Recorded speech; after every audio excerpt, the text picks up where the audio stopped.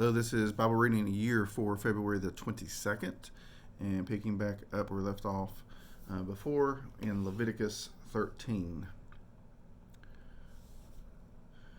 Then the Lord spoke to Moses and to Aaron, saying, When a man has on the skin of his body a swelling or a scab or a bright spot, and it becomes an infection of leprosy on the skin of his body, then he shall be brought to Aaron the priest, or to one of the sons of the priest. The priest shall look at the mark on the skin of the body, and if the hair in the infection has turned white, and the infection appears to be deeper than the skin of his body, it is an infection of leprosy. When the priest has looked at him, he shall pronounce him unclean. But if the bright spot is white on the skin of his body, it does not appear to be deeper than the skin, and the hair on it is not turned white, then the priest shall isolate him who has the infection for 7 days.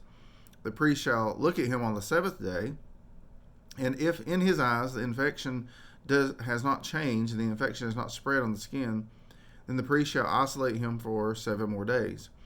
The priest shall look at him again on the seventh day, and if the infection has faded, and the mark on this has not spread on the skin, then the priest shall pronounce him clean. It is only a scab, and he shall wash his clothes and be clean. But if the scab spreads farther on the skin, after he has shown himself to the priest for his cleansing, he shall appear again to the priest. The priest shall look, and if the scab has spread on the skin, then the priest shall pronounce him unclean. It is leprosy. When the infection of leprosy is on a man, then he shall be brought to the priest. The priest shall then look, and if there is a white swelling in the skin, and it has turned the hair white, and there is quick, raw flesh in the swelling, it is a chronic leprosy on the skin of his body, and the priest shall pronounce him unclean. He shall not isolate him, for he is unclean.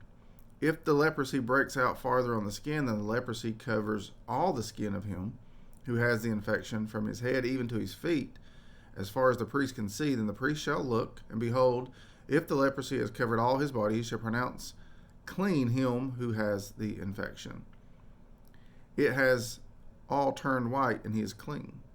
But whenever raw flesh appears on him, he shall be unclean. The priest shall look at the raw flesh, and he shall pronounce him unclean. The raw flesh is unclean, it is leprosy. Or if the raw flesh turns again and is changed to white, then he shall come to the priest, and the priest shall look at him, and behold, if the infection has turned to white, then the priest shall pronounce clean him who has the infection, he is clean. When the body has a boil on its skin and is healed, and in the place of the boil there is white swelling, or a reddish white bright spot, then it shall be known to the priest. Then the priest shall look, and behold, if it appears to be lower than the skin, and the hair on it is turned white, then the priest shall pronounce him unclean. It is the infection of leprosy. It has broken out in the boil. But the priest looks at it, and behold, there are no white hairs in it, and it is not lower than the skin and is faded.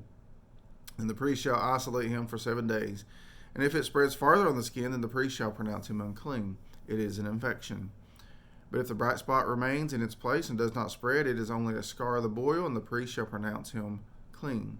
Or if the body sustains in its skin a burn by fire, and the raw flesh of the burn becomes a bright spot, reddish white or white, then the priest shall look at it. And if the hair in the bright spot has turned white, and it appears to be deeper than the skin, it is leprosy, it is broken out in the burn. Therefore the priest shall pronounce him unclean. It is an infection of leprosy. But if the priest looks at it, and indeed there's no white hair in the bright spot, it is no deeper than the skin, but is dim, and the priest shall isolate him for 7 days, and the priest shall look at him on the seventh day. If it spreads farther in the skin, then the priest shall pronounce him unclean. It is an infection of leprosy. But if the bright spot remains in its place, is not spread in the skin, but is dim, it is a swelling from the burn, and the priest shall pronounce him clean, for it is only the scar of the burn. Now, if a man or woman has an infection on the head or on the beard, then the priest shall look at the infection, and if it appears to be deeper than the skin, and there is thin yellowish hair in it, and the priest shall pronounce him unclean. It's a scale, it is leprosy of the head or of the beard. But if the priest looks at the infection of the scale, and indeed it appears to be no deeper than the skin, there's no black hair in it, and the priest shall isolate the person with the scaly infection for 7 days. On the seventh day the priest shall look at the infection. And if the scale has not spread, and no yellowish hair has grown in it, and the appearance of the scale is no deeper than the skin, then he shall shave himself, but he shall not shave the scale, and the priest shall isolate the person with the scale 7 more days. Then on the 7th day the priest shall look at the scale, and if the scale is not spread in the skin, and appears to be no deeper than the skin, the priest shall pronounce him clean, and he shall wash his clothes and be clean. But if the scale spreads farther in the skin after his cleansing, then the priest shall look at him, and if the scale has spread in the skin, the priest shall not seek for the yellowish hair. He is unclean. If in his sight the scale has remained, however, and black hair has grown in it, the scale has healed, and he is clean, and the priest shall pronounce him clean.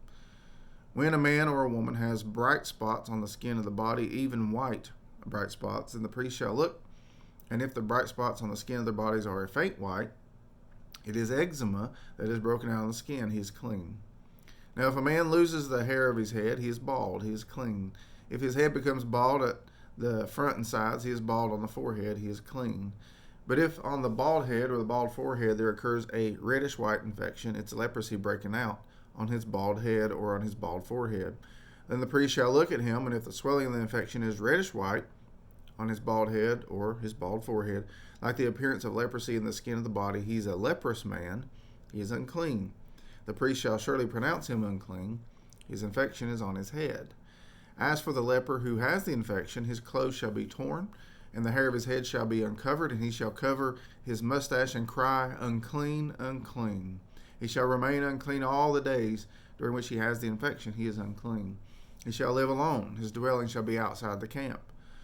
When a garment has a mark of leprosy in it, whether it is wool garment or linen garment, whether in warp or woof, of linen or of wool, whether in leather or in any article made of leather, if the mark is greenish or reddish in the garment or in the leather or in the warp or in the woof or in any article of leather, it is a leprous mark and shall be known to the priest.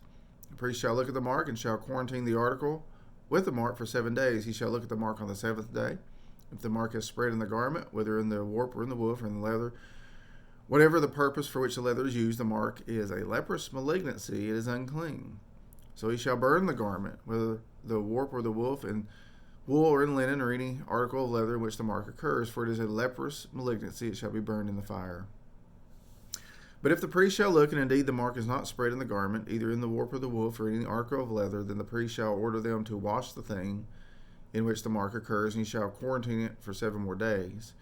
After the article with the mark has been washed, the priest shall again look, and if the mark has not changed its appearance, even though the mark is not spread, it is unclean. You shall burn it in the fire, whether in eating away has produced bareness on top of it or front of it.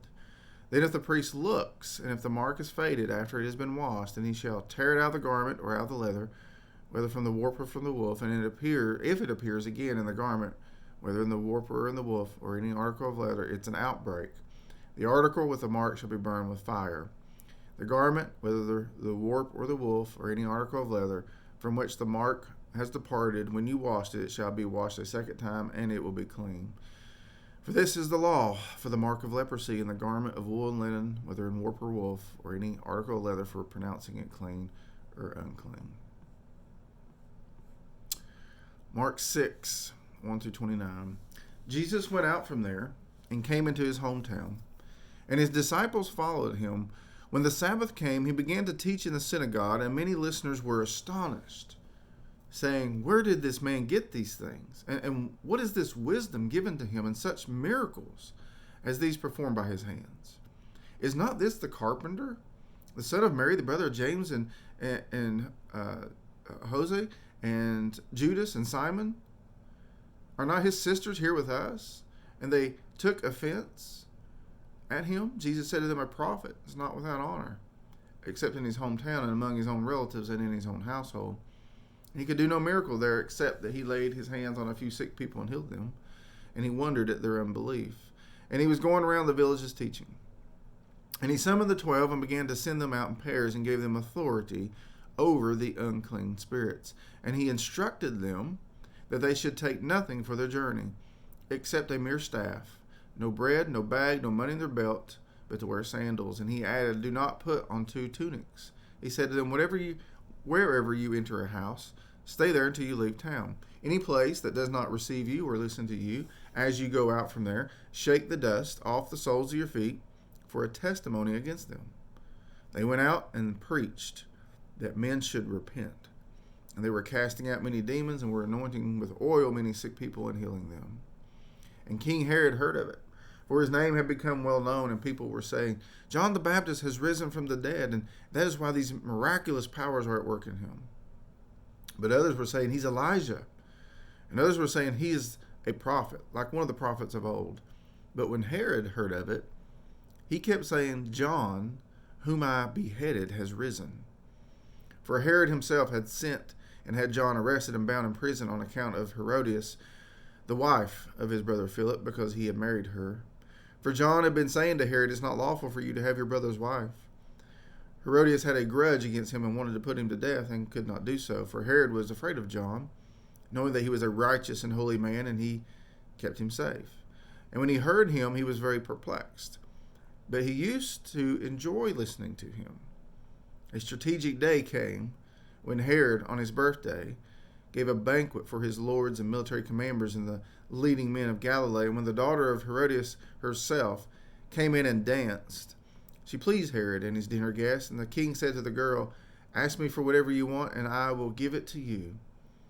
And he swore to her, whatever you ask me, I will give it to you, up to half of my kingdom. And she went out and said to her mother, what shall I ask for? And she said, the head of John the Baptist. And immediately she came in a hurry to the king and asked, saying, I want you to give me at once the head of John the Baptist on a platter. And although the king was very sorry, yet because of his oaths, because of his dinner guests, he was unwilling to refuse her. Immediately the king sent an executioner and commanded him to bring back his head. And he went and had him beheaded in the prison and brought his head on a platter and gave it to the girl, and the girl gave it to her mother. When the disciples heard about this, they came and took away his body and laid it in a tomb. Psalm 39.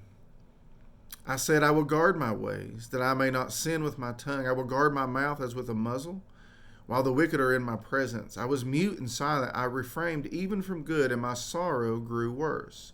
My heart was hot within me. While I was musing, the fire burned. Then I spoke with my tongue. Lord, make me to know my end, and what is the extent of my days. Let me know how transient I am. Behold, you have made my days as handbreadths, and my lifetime is nothing in your sight. Surely every man at his best is a mere breath. Surely every man walks about as a phantom. Surely they make an uproar for nothing. He amasses riches and does it not know who will gather them. And now, Lord, for what do I wait? My hope is in you. Deliver me from all my transgressions. Make me not the reproach of the foolish. I've become mute. I do not open my mouth, because it is you who have done it. Remove your plague from me. Because of the opposition of your hand, I'm perishing. With reproofs, you chasten a man for iniquity. You consume as a moth what is precious to him. Surely every man is a mere breath. Hear my prayer, Lord, and give ear to my cry. Do not be silent at my tears, for I am a stranger with you, a sojourner like all my fathers. Turn your gaze away from me, that I may smile again before I depart and am no more. Proverbs 10:10 says, he who winks the eye causes trouble, and a babbling fool will be ruined. The Word of God for the people of God. This is Bible reading in a year for February the 22nd. And I'll see you next time. God bless.